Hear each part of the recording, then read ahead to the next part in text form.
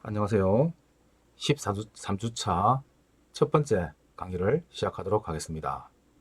자, 오늘 공부할 내용은 콘크리트의 최적 변화입니다. 페이지 129페이지를 펴주시기 바랍니다. 자, 콘크리트의 최적 변화는 콘크리트가 경화하는 동안에 콘크리트 내의 수분 함유량의 변화, 그 다음에 물과 시멘트의 화학 반응 및 온도의 변화에 따라서 최적 변화가 일어납니다. 즉, 건조한 환경에 노출되어 증발에 의하여 수분을 잃게 되면 콘크리트는 수축하게 되며, 반대로 습인 환경에 노출되어 있는 경우는 최적이 팽창하는 성질을 가지고 있습니다. 이러한 콘크리트의 최적 변화는 콘크리트 구조물에 여러 가지 악영향을 미칩니다. 예를 들어서 구속된 콘크리트에 수축이 생기면 인장 강도가 부족하게 되고 균열이 발생하게 되는 원인이 됩니다. 최적 변화에서 가장 많이 일어나는 부분이 건조 수축입니다. 콘크리트는 습인 상태에서 팽창하고 건조하면 수축합니다. 콘크리트를 수중에서 양생하면 10에서 20에 10의 5승 정도의 팽창을 나타내고, 물로 포화된 콘크리트 공기체를 완전히 건조시키면 60에서 90 정도 곱하기 10의 5승 정도 수축하게 됩니다. 다음은 콘크리트의 건조 수축에 영향을 미치는 요인에 대해서 정리를 하였습니다. 물 결합 대비가 클수록 건조 수축이 커진다. 그래서 찬물 시멘트 비는 항상 중요합니다. 시멘트의 분말도가 클수록 습인 상태에서 팽창이 커진다. 분말도가 크면은 그만큼 시멘트가 물과 만날 수 있는 면적이 많아지게 되고, 그래서 습인 상태에서 팽창성이 더 커지는 것으로 생각이 됩니다. 골재의 입자가 작을수록 건조 수축이 커지며, 골재의 함량이 많을수록 건조 수축은 작아지게 됩니다. 습인 상태에서는 팽창 변화, 공기 중 건조시는 콘크리트는 수축하게 됩니다. 온도가 높은 경우는 건조 수축은 증가하게 됩니다. 물의 양을 증가시키는 혼화재료의 사용은 건조 수축을 증가시킵니다. 그래서 물의 양이 증가되면 건조 수축이 증가되는 원인이 되기 때문에 그러한 혼화재의 사용도 주의를 요하게 됩니다. 이 외에 콘크리트 시편의 크기와 형태 및 철근의 양과 분포에 따라서 달라지게 됩니다. 130페이지에 표 5.9는 설계 계산에 사용되는 콘크리트의 건조 수축 계수를 나타내고 있습니다. 라면의 경우 건조 수축 계수는 0.0001호 정도를 쓰도록 하고 있고요. 아치에서는 철근의 양에 따라서 이렇게 건조 수축 계수를 0.0001호에서 0.00020까지 이렇게 사용하고 있습니다. 여기서 아치라 하면 축방향 철근 단면적이 아치폭 1m에 대해서 800제곱 밀리미터 이상이고, 아치 단면의 1% 이상인 것을 아치로 표현하고 있습니다. 이러한 건조 수축의 영향을 미치는 요인은 단위 수량, 시멘트량과 품질, 그 다음에 골재량과 품질, 공기량, 양생 방법 및 부재의 모양과 크기 등을 들 수가 있습니다. 따라서 건조 수축은 분말도가 낮은 시멘트일수록, 흡수량이 많은 골재일수록, 온도가 높을수록, 습도가 낮을수록, 그리고 단면 치수가 작을수록 이 건조 수축이 크게 일어나게 됩니다. 이 그림은 단위 수량과 건조 수축률과의 관계를 나타내는데, 이 단위 수량은 특히 더 건조 수축에 영향을 많이 미치는 요인이 되죠. 그래서 수량이 이렇게 많을수록 건조수 축률도 이렇게 커지는 것을 이 그래프를 보고 알 수가 있습니다. 자, 다음은 온도의 변화에 따른 최적 변화입니다. 콘크리트의 온도 변화에 의한 최적 변화는 물 결합제비나 시멘트 풀 양 등 영향은 적고 사용 골재의 암질에 지배되는 경우가 많습니다.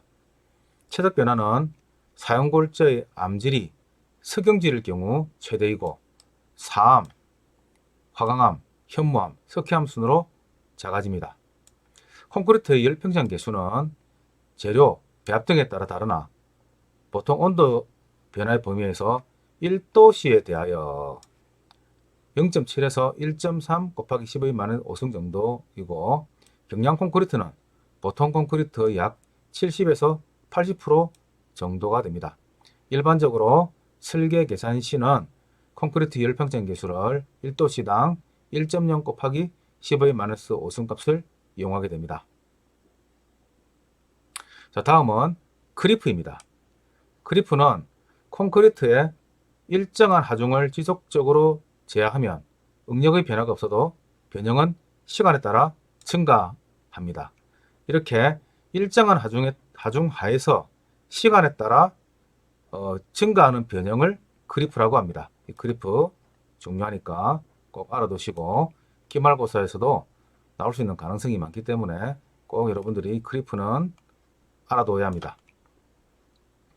콘크리트 크리프 발생 기구에 대해서는 아직 충분한 해명이 없지만 일반적으로 시멘트 풀의 점탄성적 성질과 점탄성적이란 것은 점성과 탄성이 같이 생기는 겁니다. 점성은 찐득찐득하게 붙어 있는 그러한 성질, 점토 같은 성질 이런 것을 점성이라고 하고 탄성은 알고 계시죠? 탄성은 외력을 줄 때 변형이 생기다가 외력을 제거하면 본래대로 돌아오는 그러한 것을 탄성이라고 하는데 이 두 개가 같이 이제 생기는 거죠.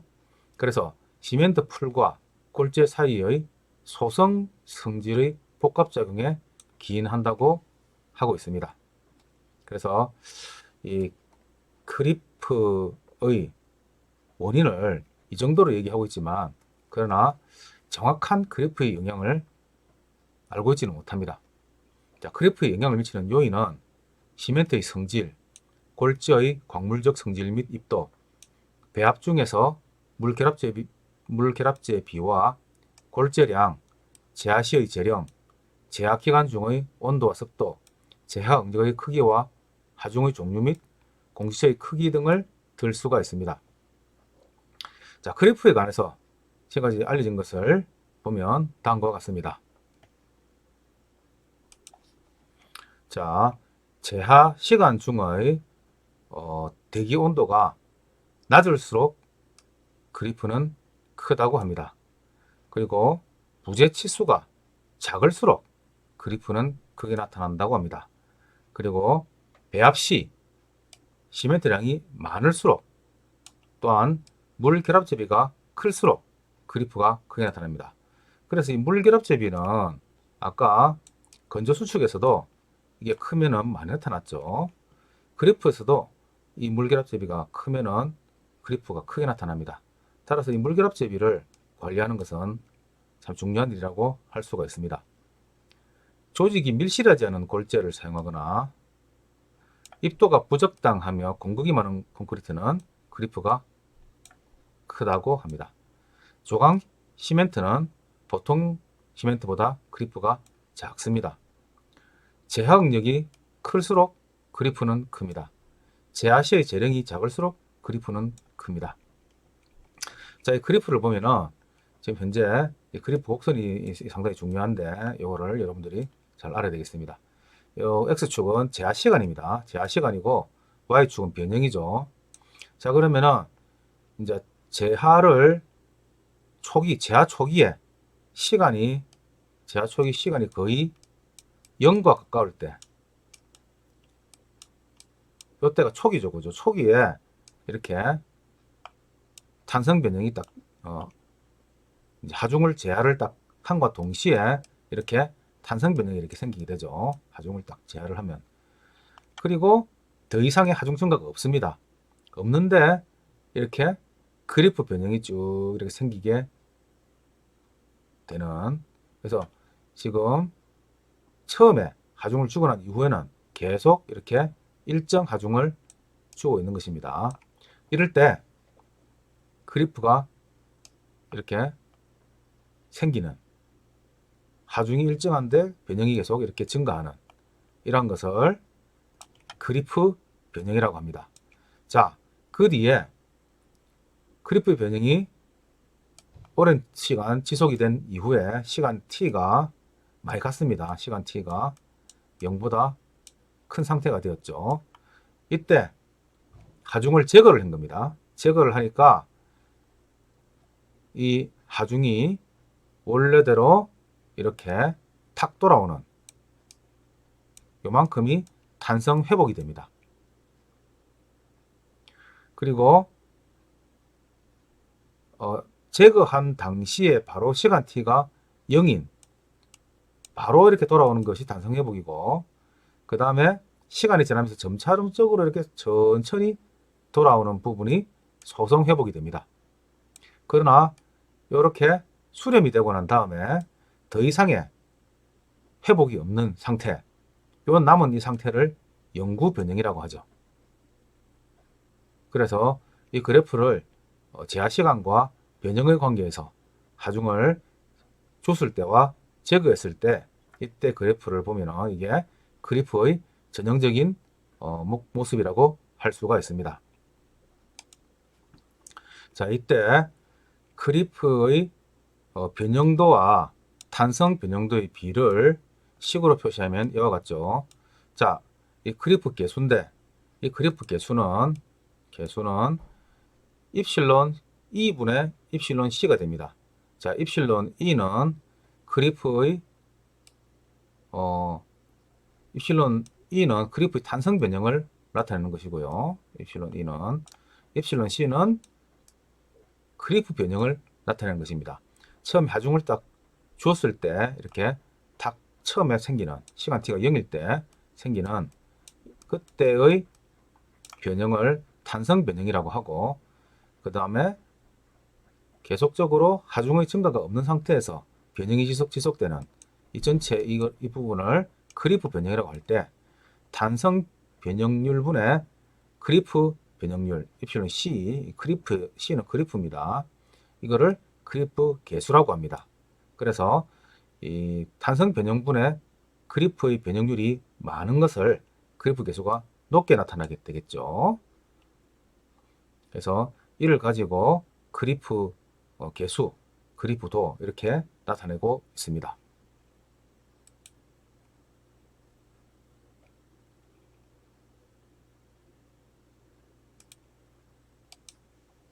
자, 이러한 콘크리트의 그래프 개수는 보통 대기 중에 있는 부정점 구조물로서 순간적으로 하중을 작용시키지 않을 때 일반적으로 실내의 경우 3.0, 실외의 경우 보통 콘크리트에 대해서 2.0, 경량 콘크리트에 대해서 1.5를 표준으로 합니다. 자, 그래프 개수에 대한 설명이었고요. 인공 경량골재 콘크리트의 그래프 변형률은 일반적으로 보통 콘크리트보다 크고 탄성 변형률도 크기 때문에 그래프 개수는 작게 나타나게 됩니다. 자, 이거는 그래프는 하중을 가한 일수분의 그래프 수축에 대한 부분을 나타내는데, 물 결합 대비가 이렇게 50%일 때부터 70%일 때를 해보니까 물 결합 대비가 이렇게 클수록 그래프가 더 많이 나타나는 것을 알 수가 있죠. 이렇게.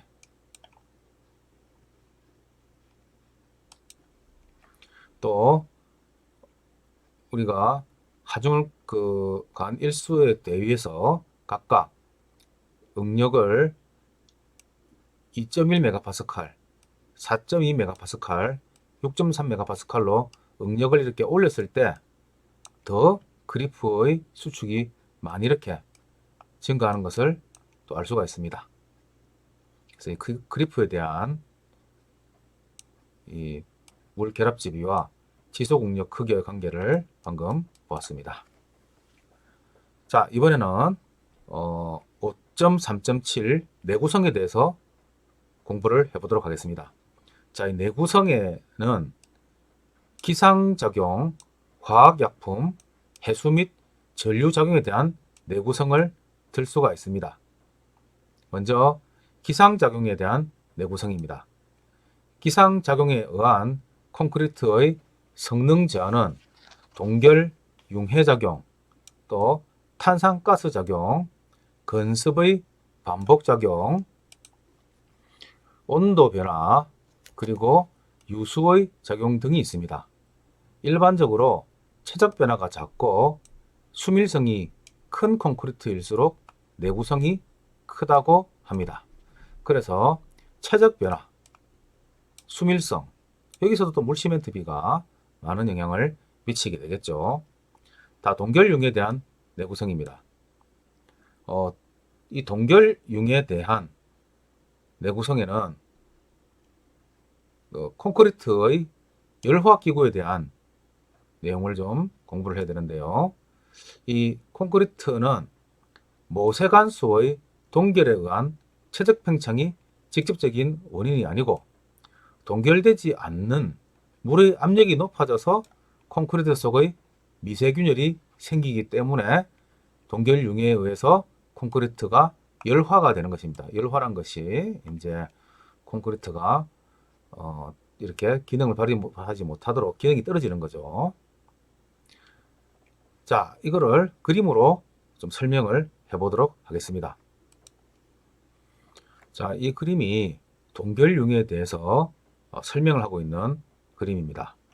자, 이게 프리즈소라고 동결융인데 지금 콘크리트의 동결융에 대한 로 인해서 어떤 생길 수 있는 그러한 내구성의 문제를 설명을 해보겠습니다. 콘크리트에 예를 들어서 미세한 균열이 있다면 미세한 균열 표면에서는 만약에 이게 물이 스며들게 되면은 동결이 되고 또 동결로 인해 가지고 팽창이 되겠죠. 그러면은 이 표면에서 작은 콘크리트 조각들이 이렇게 박리가 될 수가 있습니다. 요거는 표면에 대한 미세한 균열로 인한 박리입니다. 자, 그런데 표면에 의한 박리도 있을 수 있지만 그러나 콘크리트가 완전히 이렇게 동결을 입을 수 있는 원인은 지금 밑에 이 물이 내부로 침투한 후에 균열이 진전되고 콘크리트가 붕괴되는 그러한 방식에 의해서 자, 지금 보면은 이 콘크리트의 모세관을 확대한 겁니다. 일로 이렇게 물이 이렇게 스며들게 되죠. 이렇게 스며들게 됩니다. 그러면은 이 표면은 작은 조각들이 이렇게 떨어지고 그 다음에 내부로 이렇게 침투한 물도 이 부분이 얼게 되면은 표면부터 이렇게 얼게 되죠.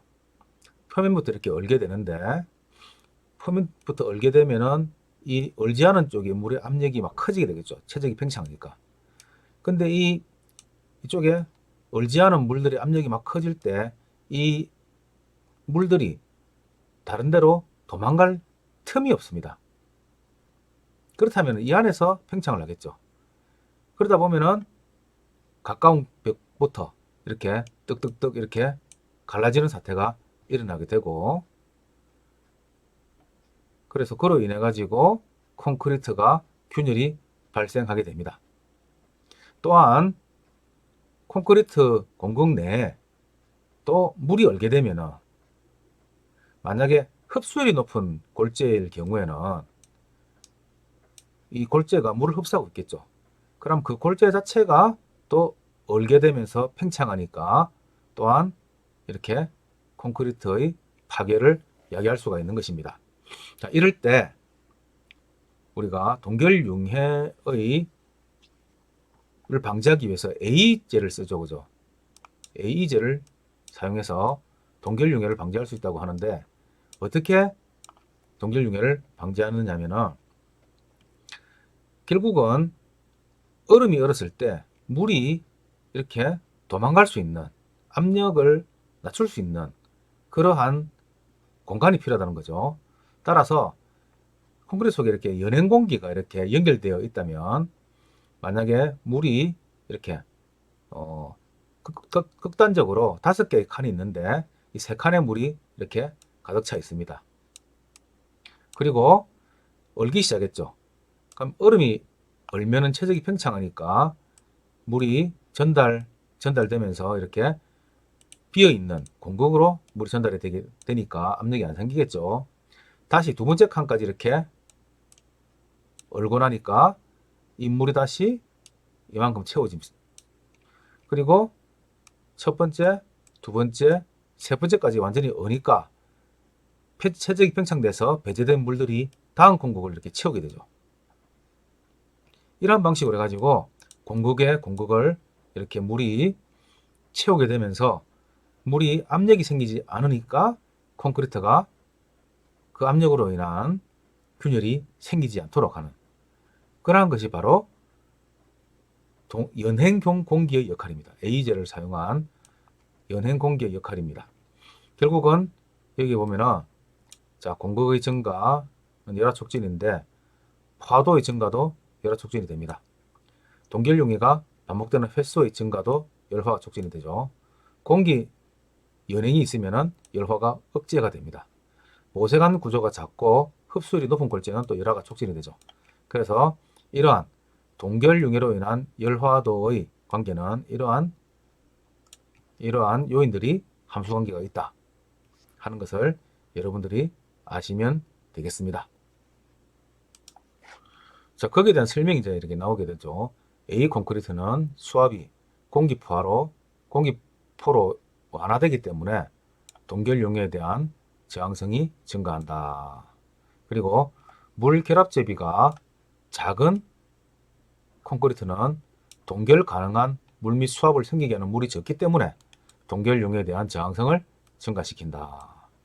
이러한 이유 때문에 건조한 공시체는 포수 상태의 공시체보다 내구적이다. 이렇게 이야기를 하고 있죠.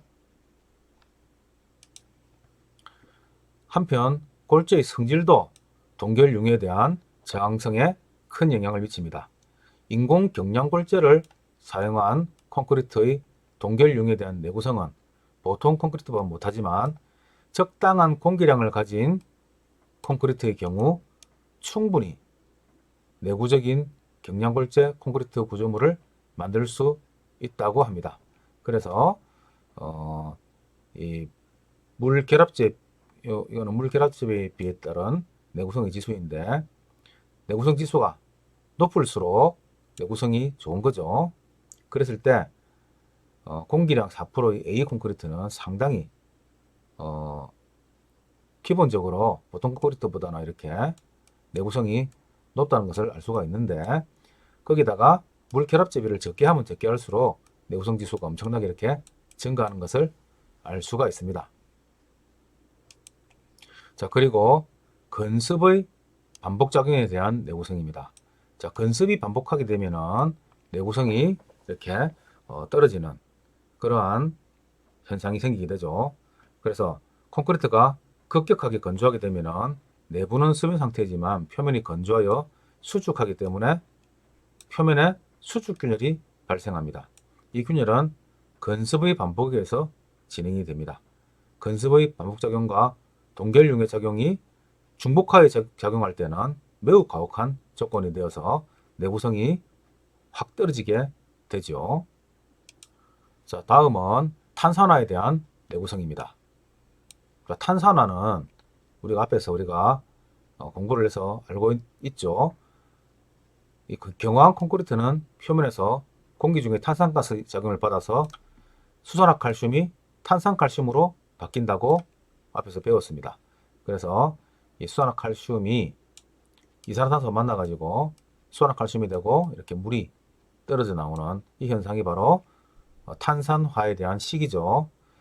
이 반응은 콘크리트의 수축과 균열 발생의 위험성을 가져오며 동시에 콘크리트의 탄산화, 즉 알카리성의 상실을 촉진시킨다. 이렇게 되면은 pH가 pH도가 이렇게 떨어지면서 알카리성을 가지면서 산성으로 변한다고 우리가 배웠던 기억이 있을 겁니다. 철근이 콘크리트 속에서 녹이 생기지 않는 것은 콘크리트가 알카리성이기 때문이며 탄산화가 철근의 위치에 도달하면 수분과 탄산가스에서 철근이 부식하게 됩니다. 철근에 녹이 발생하면 최적이 팽창하며 철근의 부식에 따른 균열이 발생하여 피복 두께가 타락되고 파괴하게 됩니다. 콘크리트의 탄산화에 미치는 요인 중에서 중요한 것은 물 결합제비와 환경 조건으로서 혼합 시멘트, A제, 감수제를 사용한 콘크리트를 할지라도 탄산화의 깊이는 순 시멘트량과 물과의 비로 정리하면 거의 일직선상에 놓인다 고 얘기를 하고 있습니다.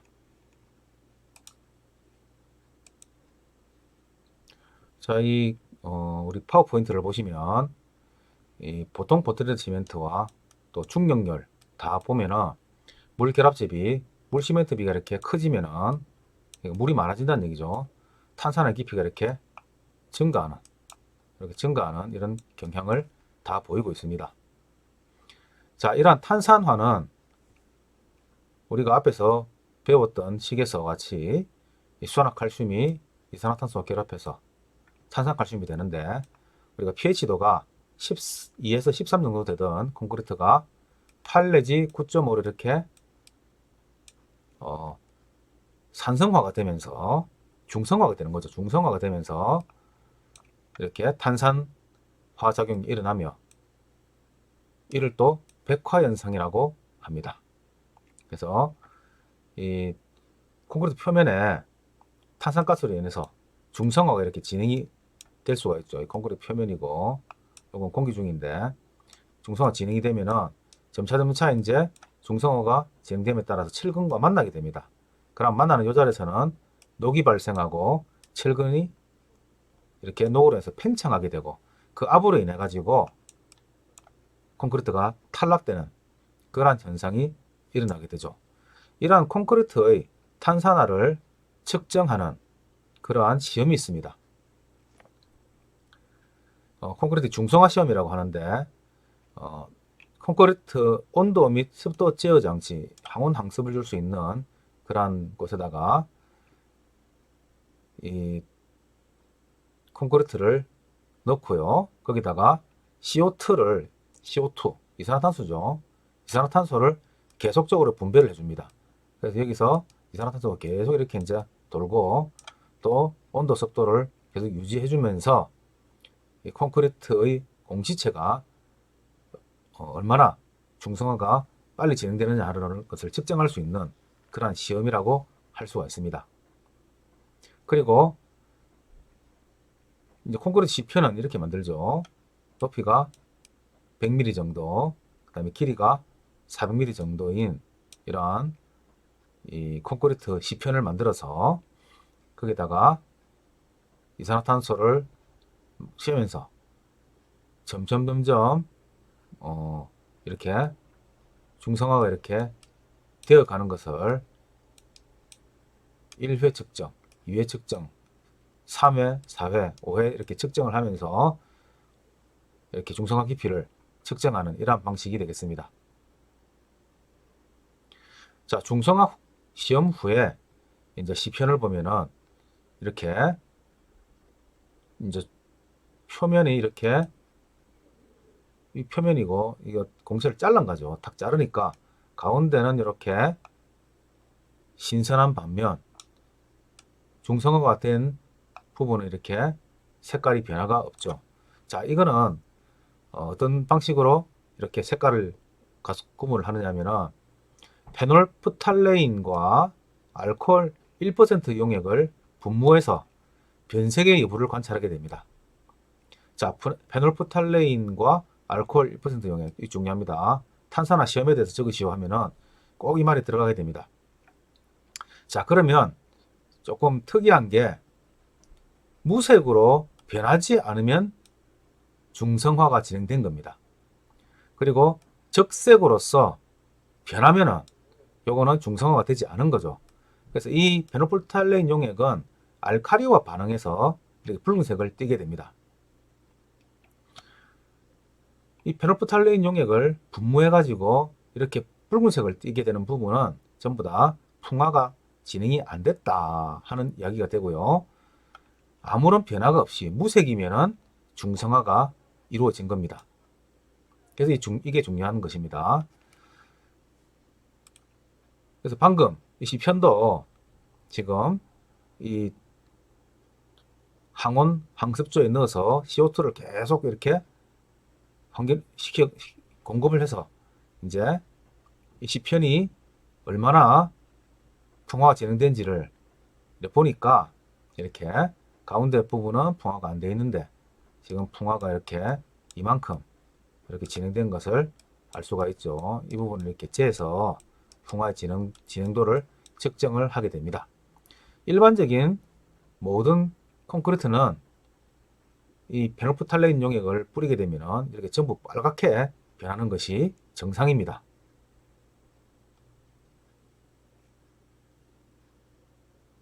자, 그래서 이 탄산화에 대해서 여러분들이 꼼꼼하게 공부를 해서 여러분들 시험에 꼭 대비하시기를 바라겠습니다.